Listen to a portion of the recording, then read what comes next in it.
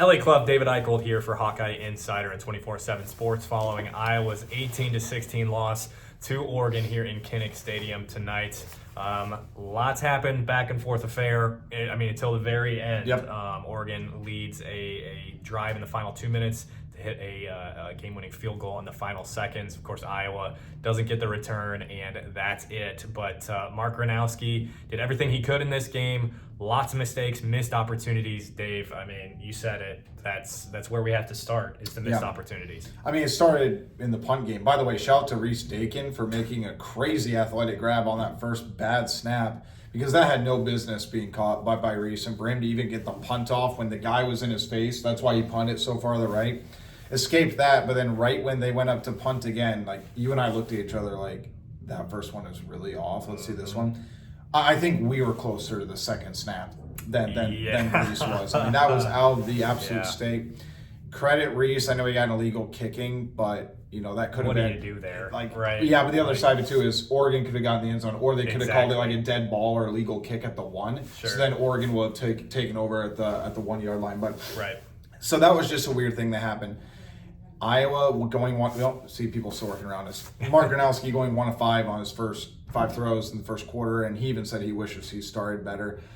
Credit Oregon, they smothered Iowa's run game, I thought, really, really well. They forced Iowa to pass, and we'll get to it. I thought Mark was absolutely spectacular in that fourth quarter, especially. And 4 of his final 5 completions were on third or fourth down. 3 of them were for conversions. The one that wasn't, he converted on the next play. So when they need a big play, Mark made it happen. I thought he was terrific down the stretch, but again, missed tackles too. I seriously think that it's going to be in the 20s for missed tackles. That 19-yard touchdown run that Oregon had, I counted at least 4 missed tackles. It seemed like they constantly broke through that second level. It just shows like Iowa was this close yet again, and we'll get to my final take here later, but those are just some of my off-the-cuff impressions. I was impressed with Oregon. They were so beat up as well. I think Dante Moore's a spectacular quarterback. Iowa did make it ugly. They did have a turnover. And then ultimately, it was a horrible special teams day just in general, too. And then that fumble by Caden Weechin on the 15-yard line. That you can't have a 6-minute drive result in 0 points. Right. Just a combination of things that say, hey, Iowa is – and even Kirk said, he feels like Iowa's nearing that category, but they just can't get over the hump. And I think when you look at, now granted the games have been at Kinnick, right? We're going to see how they stack up next week against USC from this context, but they're that close against Indiana. They're that close against Oregon. They're both at home. That close against Iowa State when Iowa State was playing good ball. On the road, too, in a hostile environment. But the thing that I feel like I have to start with, and we can go more deep on this in the podcast tomorrow, but throwing the ball early was a little unnecessary to me. We mentioned Mark Gronowski being 1 of 5. Iowa's on 3rd and 2 when they're averaging 4 yards a carry. It's a throw across his body to the sideline that he throws at Jacob Gill's feet. And that's when the botch snap happened. That's when the safety happened. And that's right where I think all of us felt like, might get ugly. Ultimately, Iowa did, get back in it and everything, but they did ultimately lose by 2 points. So I did not love, and I continue to not love, the way Tim Lester operates on the first few drives. Yeah, you were baffled by that. You kept bringing it up to me. You put it on our board. I think you put 3 stupids. Yeah. I did. And Mark should have made that throw, but you also know what's working. And the run game wasn't perfect tonight. They did fall forward. They did get a lot of positive runs. I thought the lack of I don't know if diversity is the right word, but the lack of diversity between carries. Like Kamari Moulton got so many carries. Jazz Patterson got 2 carries. I wish we asked for an update on Jazz post game. I'm surprised Cap didn't bring that up, but that was a game where you thought Jazz would have been all over. And even on the first 2 runs, he had some little pop to him. Mm-hmm. I'm guessing here, but maybe he retweaked his ankle, because he kind of got weird when he was going off the field, but it didn't seem like nobody said anything, nobody mentioned anything. Right. And then, but I also think you brought this up on our board too.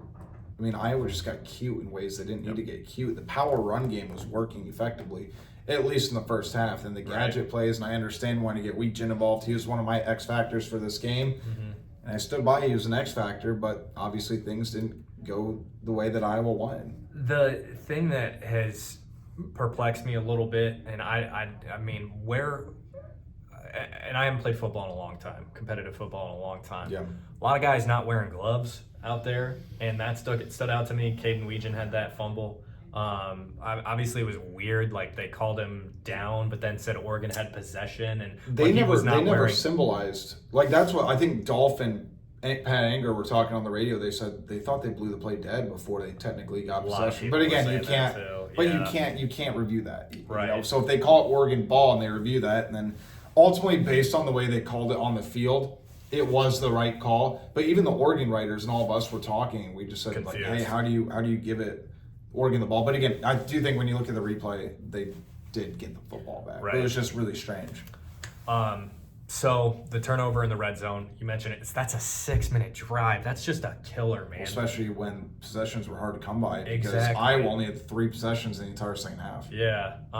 But all things considered, passing defense was good. Dante Moore had 1 elite throw today, and it was right when they needed it. Other than that, I wasn't all that impressed with Moore. The run game was really what did it for Oregon tonight. And that's exactly what they should have relied on, too. I mean, they were down to 4 scholarship receivers at that point. Like, that's even the elite quarterbacks at some point. If you got a bunch of tailbacks and a good offensive line, you run the football, right?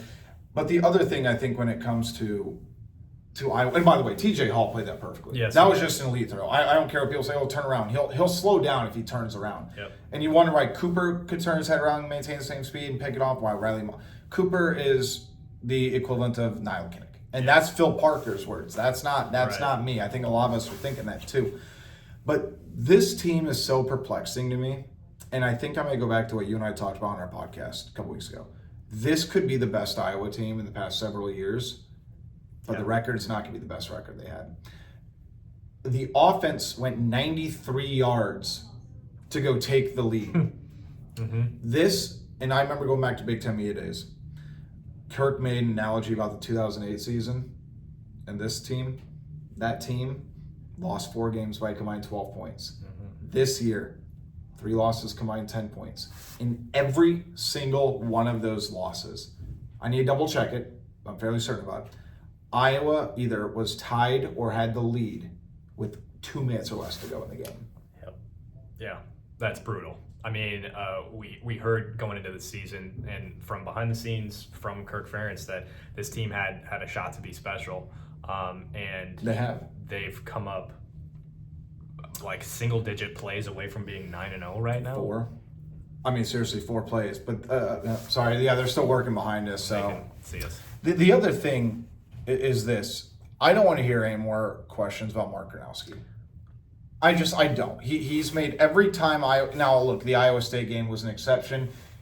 Iowa didn't know the type of runner they had at that time. I think that's part of it in Gronowski in terms of the athlete, the special athlete. The passing game was just not there either. They know Reese Vandersee. Not taking away crap from Iowa State. Right. But that's not the same team that's taken the field today. It was not the same team that took the field against Indiana. They made progress. And even the Indiana game, like Mark got hurt. Right. But you're right. This team has had a shot to be special. Now, they have 3 more opportunities, and they still need to go 3-0 before we get in the biggest what-if category. Right. But you could tell, like, this is going to eat it at Kirk for a while. Yeah, this is a tough one to swallow. You could tell this is going to eat at Mark for a while, going to eat at the players for a little while too. Xavier Wampa. Yeah, you can tell he was.